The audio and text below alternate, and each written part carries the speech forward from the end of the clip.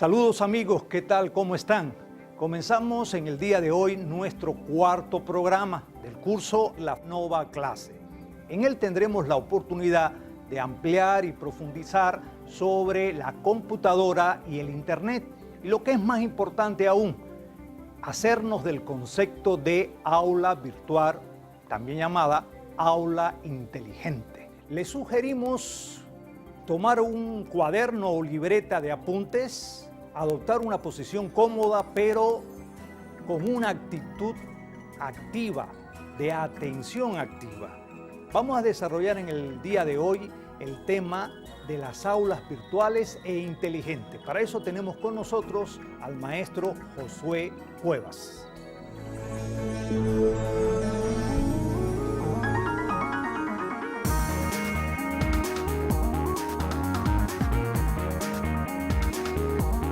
Un modelo de aula virtual e inteligente. Con el maestro Josué Cuevas. Hola a todos. La incorporación creciente de las nuevas tecnologías en el ámbito de la enseñanza ha incrementado la calidad y el alcance de la educación. Los estudiantes se benefician de estas tecnologías ya que les brinda una profunda formación con miras a un mercado laboral que cada vez depende más de estas tecnologías. La Internet, una herramienta que está ayudando a mejorar la calidad de la educación y eliminando los límites de un aula de clase, transformándolos en un aula virtual. Esto está abriendo una etapa en el aprendizaje-enseñanza. Precisamente de esto estaremos hablando en la próxima hora de este programa. Empezaremos repasando lo que fue la historia de las computadoras en el siglo pasado.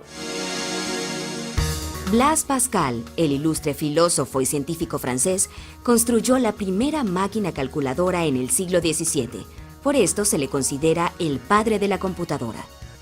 En 1937, el doctor John Atanasoff y Clifford Berry diseñaron y construyeron la primera computadora digital. 1943. Durante la Segunda Guerra Mundial, Alan Turing diseñó el Colossus, una computadora electrónica creada para identificar y romper los códigos alemanes. El equipo se mantuvo en secreto hasta 1970. 1951. La primera computadora comercial, UNIVAC I Universal Automatic Computer, fue introducida por Remington Rand. Esta máquina analizó el 5% del voto popular, prediciendo correctamente el triunfo de Dwight Eisenhower en las elecciones estadounidenses. 1959. IBM introduce dos computadoras, la IBM 1401 para empresas y la IBM 1602 para científicos, llamada Cadet. Durante las primeras décadas de la informática, el principal desafío fue el desarrollo del software y el hardware que agilizaran el procesamiento y almacenamiento de datos. En 1960, la doctora Grace Hopper crea el lenguaje COBOL.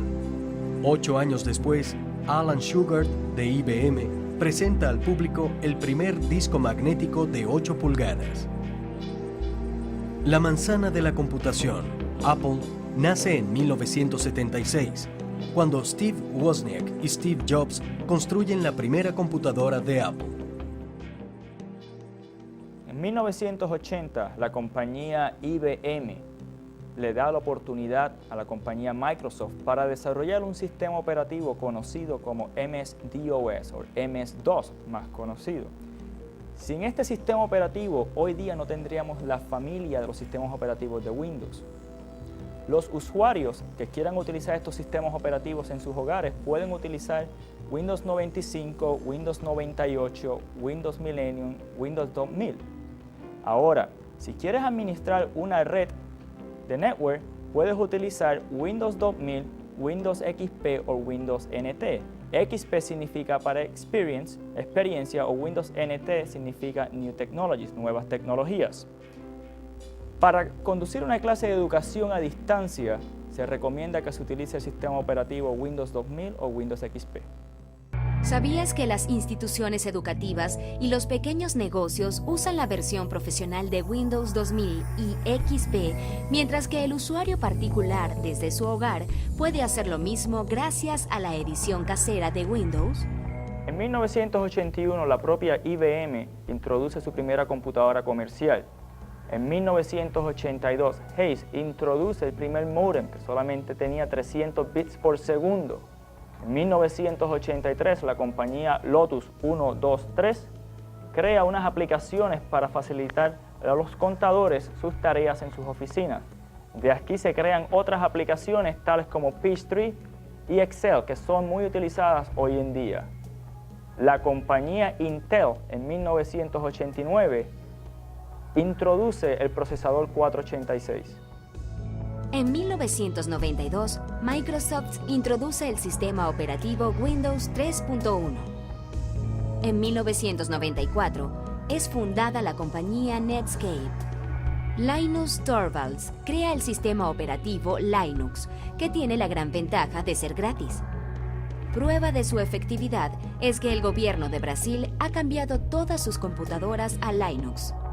En 1995, Windows 95 reemplaza a Windows 3.1. En 1996, US Robotics introduce Palm Pilot y Microsoft desarrolla Windows NT Server.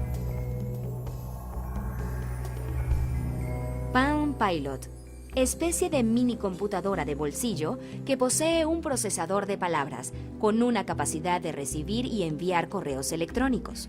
Además, puede leer y crear aplicaciones gráficas con PowerPoint. Los últimos modelos han sido incorporados a teléfonos celulares.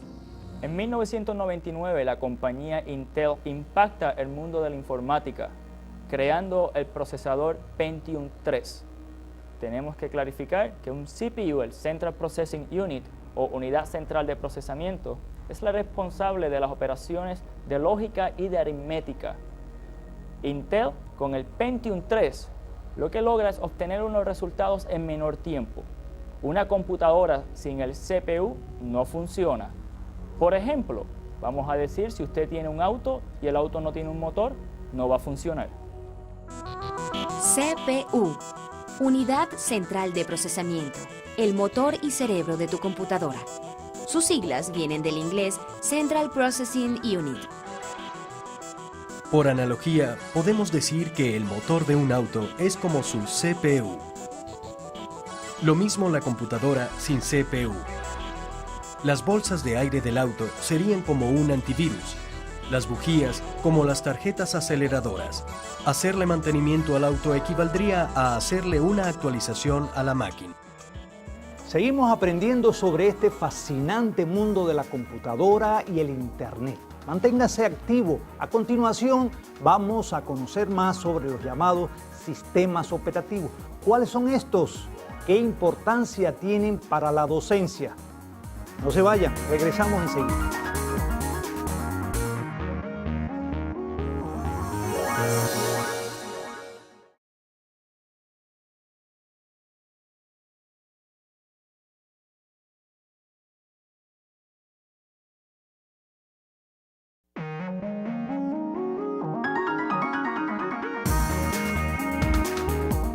¿Cuál es la diferencia entre comprar computadoras de marca o comprar clones? Me gustaría saber la diferencia ya que mi presupuesto es limitado. Teniendo un presupuesto limitado para tener un laboratorio de computadoras, hay varias soluciones. Una de las soluciones es ir con computadoras de marca tales como Compaq, IBM, Gateway o Dell. Las ventajas de estas compañías es que la garantía es hasta de 3 años. Y si tiene un problema técnico, va a estar lidiando con la compañía directamente. Estas compañías tienen un personal altamente calificado. Si vamos a ver las desventajas de estas compañías, es que los precios son muy costosos. La segunda sugerencia es utilizar computadores clones. Los clones son computadoras que son hechas para satisfacer distintas necesidades técnicas de distintos usuarios. Una de las ventajas de un clon es que el usuario va a saber cuál es el hardware que está instalado en la computadora y puede economizar un poco más de dinero. Ahora, una de las desventajas es si el usuario tiene un problema técnico, este va a tener que lidiar con distintos fabricantes y las garantías van a tener que ser negociadas. Un clon es una computadora construida con componentes de diferentes procedencias y marcas.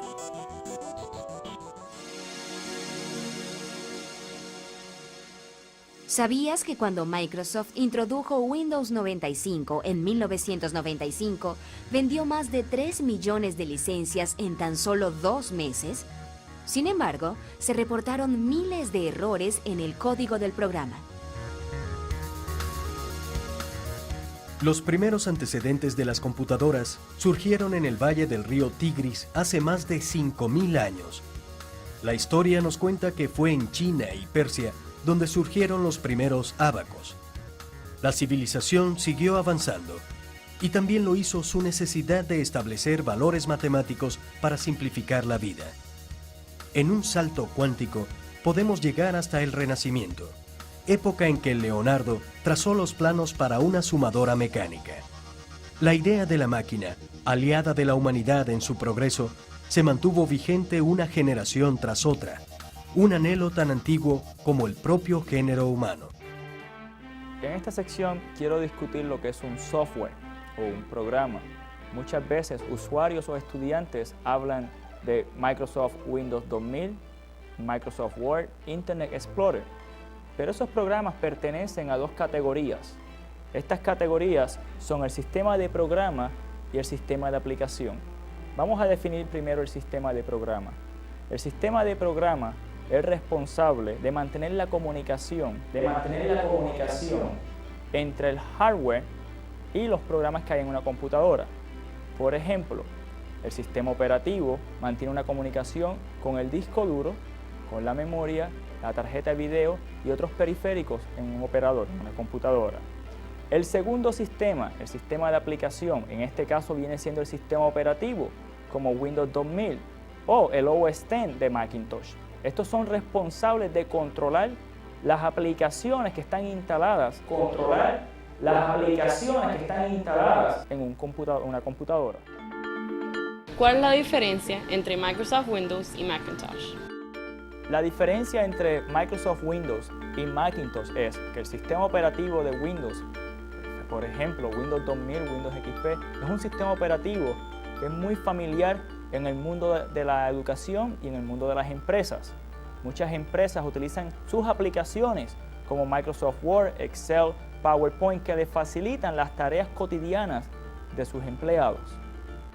En cuanto a Macintosh, su enfoque desde el inicio fue orientado al campo educativo. Entre mediados de los 70 y principios de los 80, tuvo un auge muy importante.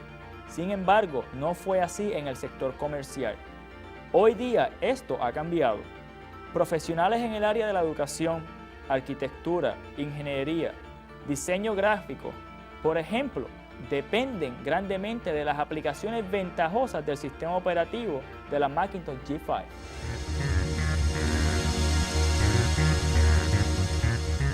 ¿Sabías que en 1996, por primera vez en la historia, se vendieron 50 millones de computadoras a nivel mundial? Vamos a detenernos en algunos puntos importantes de esta infraestructura electrónica que nos ha permitido tener una comunicación y una información efectiva en el mundo de la tecnología. Por ejemplo, vamos a definir lo que es una computadora. Una computadora es un artefacto electrónico que recibe y ejecuta instrucciones que están grabadas en una memoria interna del hardware, la cual tiene un ciclo para procesar la información, y esta se compone de un input y un output. Input. Proceso mediante el cual se suministra la información a la computadora con periféricos como el teclado, el ratón o mouse, micrófonos, scanners, etc. También se define como el proceso en el cual la unidad central de procesamiento, o CPU, se responsabiliza de los cálculos aritméticos y operaciones lógicas que ayudan a organizar la información. El output. ¿Qué es el output? El output es el ciclo que es responsable de demostrar los resultados deseados por un usuario. Los periféricos que se utilizan para demostrar los resultados son el monitor de la computadora, los altoparlantes o la impresora. Parte del ciclo es el storage o el almacenamiento. El almacenamiento es donde se va a guardar la información para un futuro uso. Puede ser en un disco duro, en un CD-ROM o en un DVD burner. Las nuevas generaciones de computadoras tienen un puerto de entrada universal para periféricos conocidos como USB o Universal Serial Bus. El mismo elimina el uso de tarjetas internas y externas por una entrada de equipos de computación que puede reconocer 127 diferentes tipos de aparatos, incluyendo teclado, mouse, webcam, impresoras, entre otros. La transferencia de información es mucho más rápida comparada con la tecnología anterior. El almacenamiento o storage es parte del ciclo de información. Cuando un usuario o estudiante quiere guardar una información o datos, tiene que recurrir al disco duro, al memory kit de la computadora, a un CD-ROM o un DVD. Un hardware que se puede utilizar es el memory key. Un memory key, tal como está apareciendo en pantalla ahora mismo, le permite al usuario grabar información para un futuro uso, o puede borrar o editar la información. Las ventajas de grabar la información en un disco duro es que le va a permitir al estudiante que cuando la computadora esté apagada, la información va a estar segura. Al estudiante prender la computadora en una futura ocasión, la data va a estar segura y el estudiante la va a poder continuar usando. Fascinante, ¿verdad? Estamos construyendo el concepto de aula virtual y aula inteligente. Manténgase atento, tome apuntes. Al final, usted podrá decir con sus palabras qué se entiende por aula virtual e inteligente. Y más aún, lo vamos a convencer de la utilidad práctica de cambiar su forma habitual de enseñar.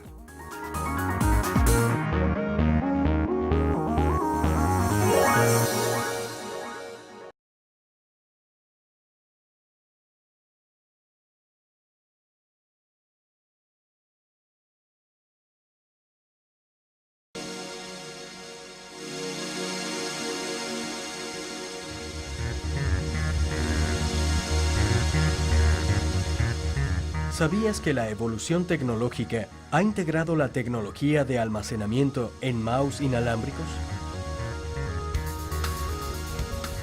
La memoria de acceso aleatoria, o por sus siglas en inglés RAM, Random Access Memory, es la memoria principal que necesita el CPU para poder trabajar. En esta son grabadas instrucciones y aplicaciones para que el CPU pueda trabajar.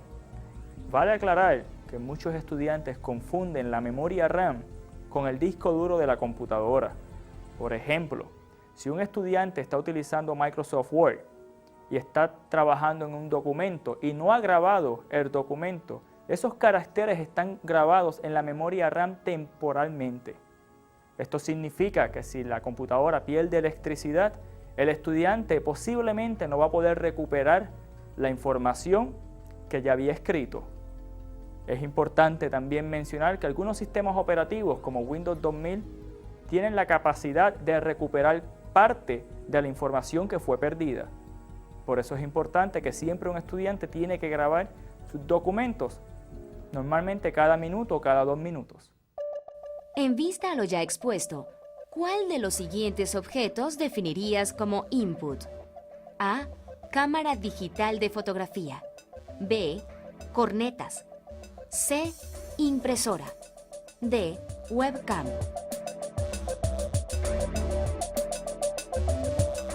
Habiendo definido el input como cualquier artefacto electrónico que puede entrar data a una computadora, podemos decir que del grupo anterior, solamente la cámara digital de fotografía responde al concepto. Hay que aclarar que cuando un usuario, un estudiante, tiene una impresora con escáner, esta es considerada un input para la computadora y también es considerada un output porque tienes una impresora. ¿Y entonces qué es el output? El output es el proceso que se muestra en pantalla o en impresora y este va a demostrar los resultados que un estudiante o usuario desea ver.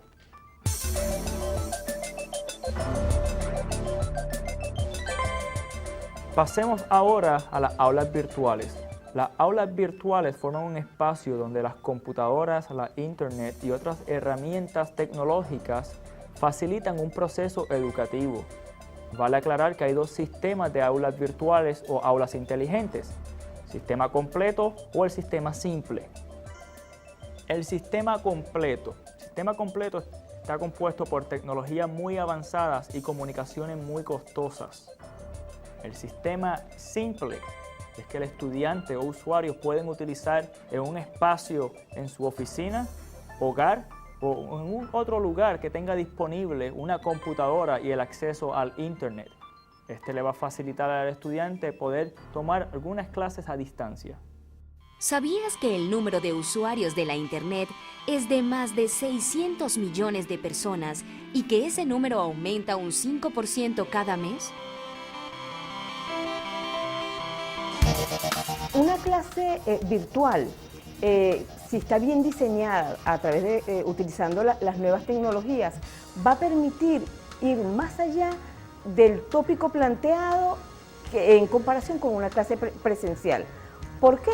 Porque permite lo que llamamos el aprendizaje colaborativo a través de la utilización, por ejemplo, de un foro donde cada quien a su tiempo y utilizando todo el tiempo requerido para profundizar y reflexionar sobre sus preguntas, permite llegar a un nivel de profundidad mayor, a un nivel de amplitud mayor que en una clase simplemente cara a cara o presencial. Para lograr un firme aprovechamiento educativo, los profesores y estudiantes envueltos en la enseñanza y aprendizaje virtual deben estar familiarizados con dos aspectos.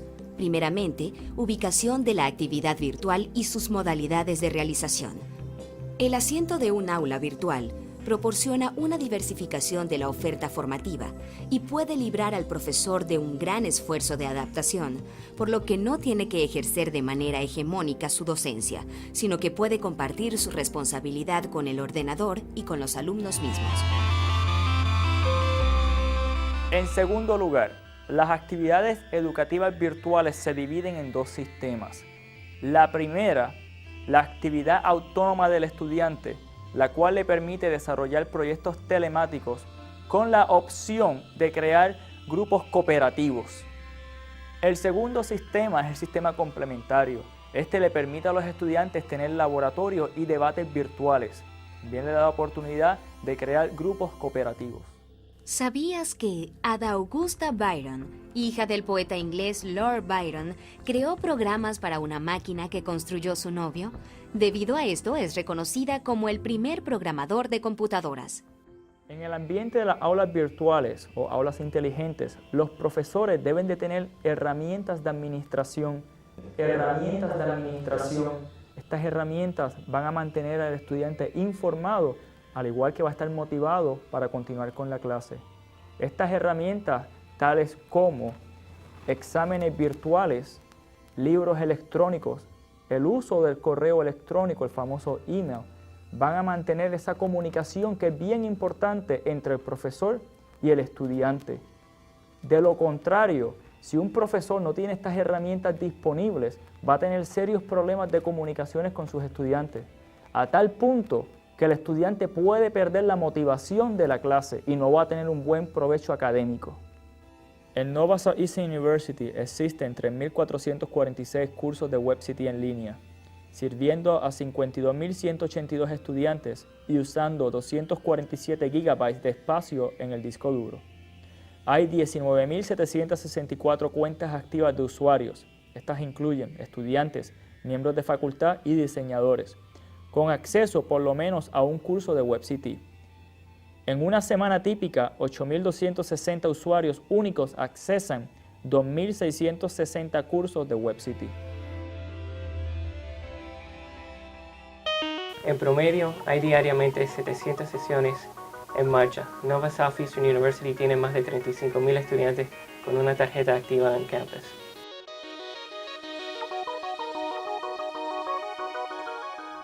En cuanto a correo electrónico, la universidad tiene 60.000 cuentas en su sistema. tomaría aproximadamente 11 días para leer todos los emails de NSU recibidos en un día, si cada uno de los mensajes se pudiese leer en 5 segundos. En el aula virtual, el sistema administrativo es un programa configurado en distintos niveles educativos donde los profesores y estudiantes tienen acceso a la información mediante un web browser. Un factor importante de este sistema es la automatización de los aspectos administrativos que beneficia tanto a profesores como a estudiantes. Las nuevas interrelaciones maestro-alumno en el ambiente virtual, la responsabilidad de establecer una comunidad educativa electrónica y la experiencia que tendrán los alumnos en el ambiente virtual son los temas que abordaremos en la próxima parte de este programa.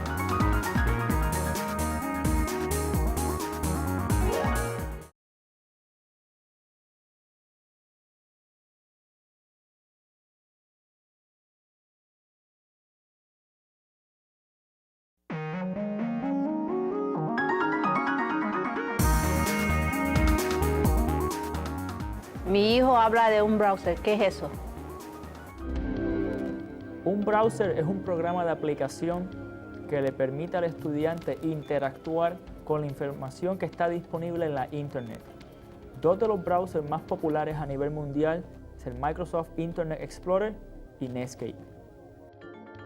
Cualquier administrador de aulas virtuales debe contar con 1. Acceso al nombre y contraseña del usuario. 2. Directorio de los miembros del curso. 3. Libreta de notas. 4. Distribución de exámenes electrónicos. 5. Reporte de notas. 6. Estadísticas que reflejen el progreso de los alumnos. 7. Herramientas de comunicación sincronizada, estilo chat. 8. Herramientas de comunicación no sincronizada, tales como lista de correo electrónico, páginas web y bulletin board. 9. Calendario. Es importante mencionar que la implementación de un sistema de administración en el aula virtual debe de satisfacer las necesidades de la institución. Al mismo tiempo, debemos de considerar que este sistema debe estar apto para cambios, para así cubrir las necesidades internas de la institución.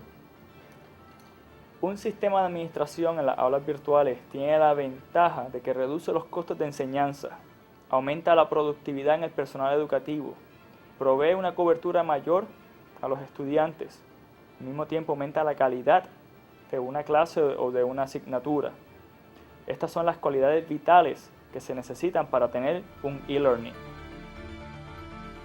E-learning es la forma sincrónica o asincrónica de dar o recibir educación o entrenamiento mediante la Internet. También se conoce como aprendizaje virtual o educación en la red. Todo profesor que esté involucrado en la educación a distancia debe de mantener una actitud positiva ante sus estudiantes. Esta le va a ayudar a mantener una comunicación clara y precisa con ellos. Si un estudiante tiene una pregunta al respecto de cualquier material en la clase, el profesor tiene la obligación y la responsabilidad de contestarle al estudiante en menos de 72 horas. De no hacerlo, el profesor va a descubrir que sus estudiantes están perdiendo la motivación de su clase. Por esto, el profesor tiene que utilizar herramientas como notas electrónicas para mantener informados a sus estudiantes de su progreso académico. Pero, ¿cuáles son las estrategias usadas por los docentes electrónicos para una mejor interacción con sus alumnos? El profesor debe mostrar flexibilidad en el proceso de aprendizaje y enseñanza. Los maestros entonces deben permitir que los estudiantes interactúen con el resto de la comunidad virtual. Hay que desarrollar actividades que permitan el crecimiento educativo. Como docentes, fomentamos el respeto, la colaboración y la ayuda entre todos los miembros del aula virtual. Yo veo que la actual revolución tecnológica traerá cambios al mundo, semejantes a los ocurridos en el siglo XV, cuando Gutenberg inventó la imprenta e hizo la educación posible para un enorme número de personas. John Walling. Así como ya mencionamos la responsabilidad del profesorado en las aulas virtuales, es importante que hablemos de la responsabilidad de la cual tienen los estudiantes. Estos deben de establecer una comunicación con sus maestros, deben de establecer al mismo tiempo una relación profesional con sus compañeros de las aulas virtuales. Esto lo que van a hacer es, se van a mantener motivados entre sí para así poder lograr un mejor aprovechamiento educativo, pero a nivel grupal. El mantenimiento de una comunidad educativa facilita el desarrollo de un ambiente de intercambio, manejo y uso de la información con todos los participantes del aula virtual. El estudiante debe de reservar un tiempo y espacio de estudio durante su participación en un aula virtual. Es importante que tenga claro cómo va a realizar las asignaciones, laboratorios, debates y conferencias grupales. Los estudiantes tenían una misión histórica que era asimilar muchos conocimientos, demostrarlos delante de un examen o una evaluación, pasar unas pruebas y lanzarse al mundo profesional. Parte de las nuevas experiencias del estudiantado en un aula virtual son las conexiones globales, las visualizaciones electrónicas, los viajes de exploración virtual, la investigación y publicación online, la incorporación de herramientas de audio y video en sus trabajos. El concepto de aula virtual e inteligente podemos verlo en dos planos diferentes, distintos, aunque no contrapuestos. En uno, digamos el primero, aula virtual equivale al ambiente virtual que se crea o es posible gracias a la computadora, el internet o alguna plataforma específica, por ejemplo, WebCT. En otro sentido, aula virtual es el salón de clase en donde existen toda una serie de tecnologías de punta, tecnología de la informática y de las telecomunicaciones, que le permiten a un maestro desarrollar un tema en presencia de un grupo de alumnos. Les sugerimos, como siempre, ir a nuestra página, que está apareciendo en estos momentos en la pantalla, y seguir las orientaciones, las sugerencias que aparecen en la guía de estudio. Recuerden que ustedes deben de construir su conocimiento. Le estamos brindando información precisamente para eso, para que paso a paso ustedes vayan haciéndose de estas nociones, de estos conceptos, de estas teorías.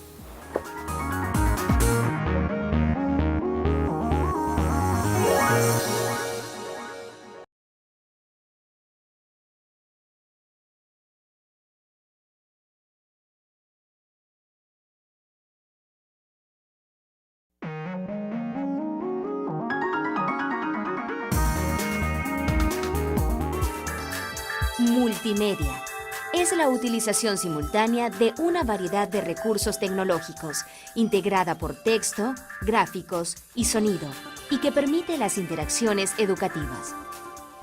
En la educación a distancia, en las aulas virtuales, hay varias maneras en las cuales los estudiantes pueden aprender. El uso de la multimedia ha generado varios debates entre los practicantes de la pedagogía, pero muchos maestros saben que para explicar diferentes conceptos tienen que recurrir a otras herramientas fuera de la palabra o de la escritura.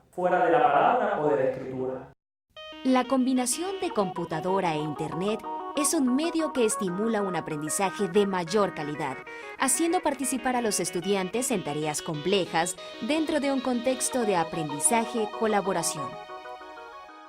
Es importante mencionar que al pasar de los años, la multimedia ha tenido un impacto positivo en las comunidades educativas. Por ejemplo, la compañía Microsoft nos ha dado la oportunidad de utilizar una de sus más conocidas aplicaciones, Microsoft PowerPoint. Esta le da la oportunidad a los profesores de explicar un contenido en una forma gráfica. Así los estudiantes van a tener la oportunidad de poder ver y visualizar el contenido de una diferente manera. Entre las tecnologías que encontramos hoy en día en la aula de clase, de las más simples como procesadores de palabras, bases de datos, hasta las más complejas como información científica, documentos históricos originales, esto le da una oportunidad a los estudiantes y profesores de encontrar información desde distintos lugares geográficos a nivel mundial. El aula virtual debe introducir al estudiante a la tecnología de la información y las comunicaciones y utilizar las tecnologías modernas para aprender, comunicarse, investigar y compartir el conocimiento. Luego de explorar las aulas virtuales, sus características, las funciones de los profesores y de los estudiantes, debemos de mencionar los tipos de aprendizaje, como por ejemplo el aprendizaje práctico. Este nos permite mejorar las habilidades aprendidas de las teorías. El ser humano aprende mediante el esquema prueba, error, corrección. Por ejemplo, un estudiante de computación tiene que saber un lenguaje de programación para poder comunicarse con la computadora. El estudiante va a tener errores en su código de programación, los cuales no le van a permitir completar la comunicación con el operador. El estudiante va a tener que corregir el código para lograr su objetivo. ¿Sabías que el sistema de prueba, error, corrección no solo se utiliza en el medio educativo, sino también en otras áreas que implican riesgos para las personas? Por ejemplo, los simuladores de vuelo. Simulador es un software que permite al estudiante estar en un escenario virtual que semeja a un escenario real, sin poner en riesgo la integridad de la persona. Hay simuladores basados en el sistema de prueba, error, corrección, que también tienen sus aplicaciones en el campo social. Pueden ayudar a identificar posibles riesgos que un gobierno debe de tomar al momento de administrar una ciudad, como sucede en los juegos de SimCity. Esta simulación está implementada en NSU, en la Escuela de Empresas y Leyes. Otro tipo de aprendizaje que vamos a estudiar es el aprendizaje independiente. Es en este donde el estudiante tiene la oportunidad de mostrar e implementar las habilidades adquiridas en un área estudiada. Es muy importante que el estudiante debe de tener un área y espacio reservado para poder desarrollar sus actividades educativas. Si la participación del estudiante es necesaria en el proceso educativo, en el aula virtual esta es aún más importante.